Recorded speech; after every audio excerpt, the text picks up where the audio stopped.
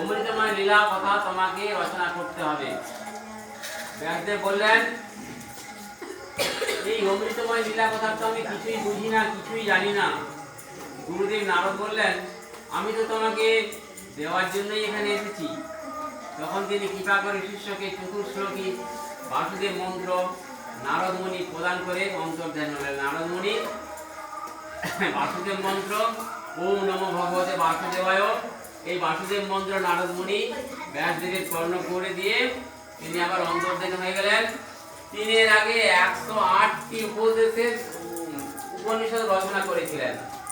ব্যাসদেব এই গীতা গ্রন্থ রচনা করার আগে 108টি উপনিষদ রচনা করেছিলেন, 70টি পুরাণ রচনা করেছিলেন, 4টি বেদ রচনা করেছিলেন, 1 লক্ষ শ্লোকে পঞ্চম বেদ মহাভারত রচনা করেছিলেন। তাতেও শান্তি পাচ্ছেন না। নারদ মুনির আদেশে ব্যাসদেব সমাধিতে বসে পড়লেন। সমাধিতে বসে আছেন, ভগবান কৃষ্ণের রূপ লীলা গুণ দর্শন করলেন।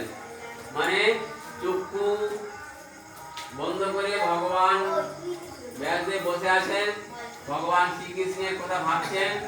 তিনি ভাবতে ভাবতে দেখলেন ভগবানের রূপ, ভগবানের লীলা দর্শন করলেন।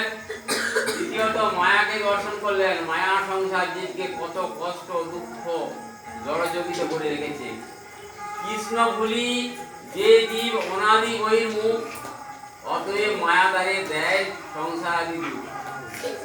যিনি কৃষ্ণকে ভুলেছেন তিনি মায়া সংসারে দুঃখ জর্জরিত হয়ে আছেন। তাই ব্যাসদেব মায়াবদ্ধ জীবলোককে উদ্ধার করার জন্য, ভগবানের প্রতি মুক্তি করানোর জন্য ভাগবত গ্রন্থ প্রকট করলেন। এই ভাগবত রচনা করলেন। গীতা শাস্ত্রে করা হয়েছে ভাগবত। হে ব্রহ্মা, সৃষ্টির পূর্বে পরমেশ্বর ভগবান আমি একমাত্র বর্তমান ছিলাম। এখন আমি ছাড়া অন্য কিছু ছিল না। এমনকি এই সৃষ্টির কারণীভূত প্রকৃতিও পর্যন্ত ছিল না।